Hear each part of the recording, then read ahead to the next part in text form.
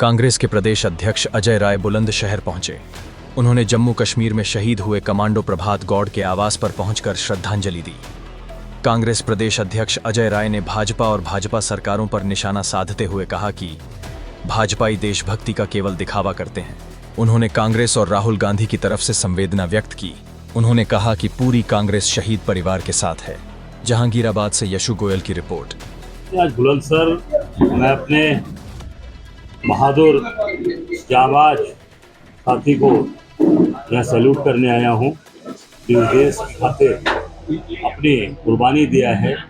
प्रभात गौड़, शहीद प्रभात गौड़ के यहाँ पर उनके परिवार में आया हूँ और निश्चित तौर से अपने आप को यहाँ पर आके गौरवान्वित महसूस कर रहा हूँ कि ऐसे बहादुर और ऐसे जाबाज व्यक्ति के परिवार से सर आप मिले, बताया परिवार के साथ नहीं, परिवार से मैं मिला। परिवार के लोग बहुत दुखी हैं कि सरकारी कोई सहयोग इनको नहीं मिला। जो प्रदेश सरकार की तरफ से अनाउंस होता है, मिलता है शहीद परिवार को, जो 27 साल से आर्मी में, अभी वो अधिकारी पोस्ट पे, जेसीयू पोस्ट पे थे और अभी तक उनको कोई सरकारी सहयोग उत्तर प्रदेश सरकार से नहीं मिला है और न ही कोई उनको नौकरी, शहीद हुए तो ना कोई उनको नौकरी के लिए भी बात आई कि प्रदेश सरकार उनको कोई नौकरी देगी या कुछ भी, कोई भी। और यहाँ तक लोगों ने बताया कि उनके दाह संस्कार में भी कोई जनप्रतिनिधि नहीं था और सब लोग बाद में घूमते टहलते आए हैं उस बहादुर, उस देश के लिए, इस मिट्टी के लिए, भारत माँ के लिए शहीद होने वाले को।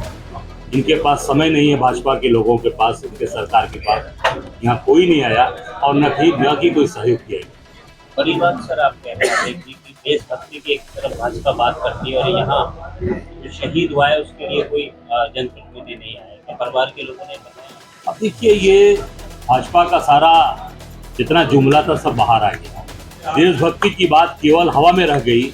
अभी कल की घटना आप देख लीजिए, जो 26 लोग पहलगाम में शहीद हुए, उस परिवार के लोगों ने लगातार कहा कि जो हमारा विरोधी देश है, जिसके आतंकवादियों ने आके हमारे बच्चों को मारा, हमारे पतियों को मारा, हमारे भाइयों को मारा, उसके बाद भी उनकी पत्नी ने कहा, उनके भाइयों ने कहा कि हमारा भाई ला दो।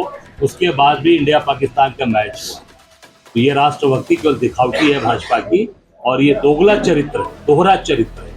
इसकी जितनी भी निंदा की जाए कम है।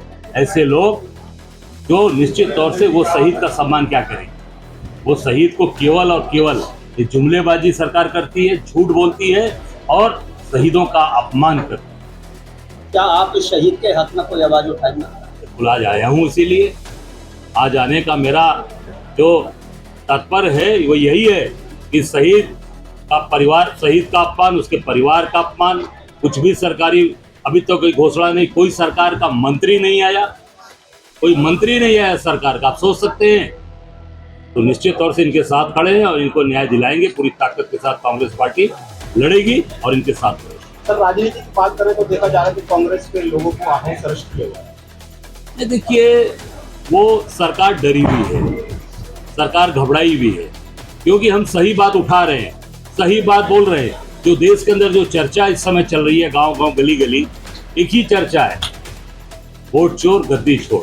ये गांव गांव चल रहा है। इससे सरकार घबरा गई है, परेशान हो गई। तो हमारे लोगों को हाउस अरेस्ट करा रहे हैं, हमारे लोगों को जेल भेज रहे हैं, हमारे लोग फर्जी मुकदमे लगा रहे हैं। और कितने दिन तक?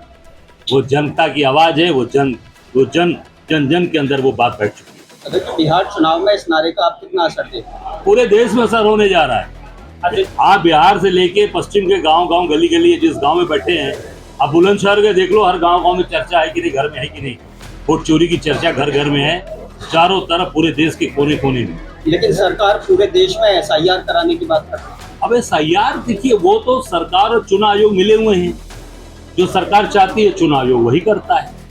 तो पूरी तरीके से ध्वस्त हो चुकी है। आज संजय निषाद ने कहा है कि वोट चोर गद्दी छोड़ को लेकर एक नई बात कहती है कि कांग्रेस पार्टी जो है वो नौकरी चोर और पैसे चोर है। साथ ही ये कहा है कि कांग्रेस पार्टी को अब जो है, पहले प्रधानमंत्री के से लड़ रही थी, लेकिन अब उनसे लड़ते लड़ते थक गई और अब जो है चुनाव आयोग से लड़ने लगी।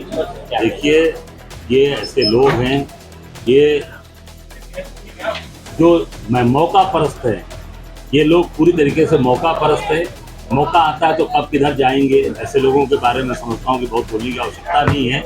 जो अपने कार्यकर्ता का नहीं हुआ, उसने अपने कार्यकर्ता की हत्या कराई। धर्मात्मा निषाद जो सुसाइड किया, बस्ती का धर्मात्मा निषाद जो लाइव आया फेसबुक पे सुसाइड किया, उसके पूरे परिवार को, पूरे खानदान का जीवन बर्बाद किया संजय निषाद। मैं समझता हूँ कि पहले जो अपने कार्यकर्ता का नहीं है, उसके बारे में क्या बोलूं।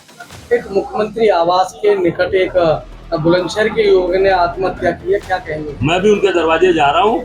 जो बेचारा, सोचिए एक आदमी जब वो काम कर रहा है, आटा चक्की लगाकर आटा चक्की के लिए वो ट्रांसफार्मर मांग रहा है, और जिस तरीके से बताया कि उसकी पीडी हो गई, उसके बाद भी बिल आ रहा है। ये क्या है? ये सरकार चल रही है? ये पूरी तरीके से जंगल राज चल रहा है, जंगल का कानून है। और इतना प्रताड़ित हो गया कि जाके लखनऊ में उस व्यक्ति ने सुसाइड किया। ये दुर्भाग्यपूर्ण है। अभी मैं उसी के दरवाजे जा रहा हूँ, वहाँ भी जाके शोक संवेदना प्रकट करूंगा और उस परिवार के साथ निश्चित तौर से हम लड़ाई लड़ेंगे, उसको न्याय दिलाएंगे।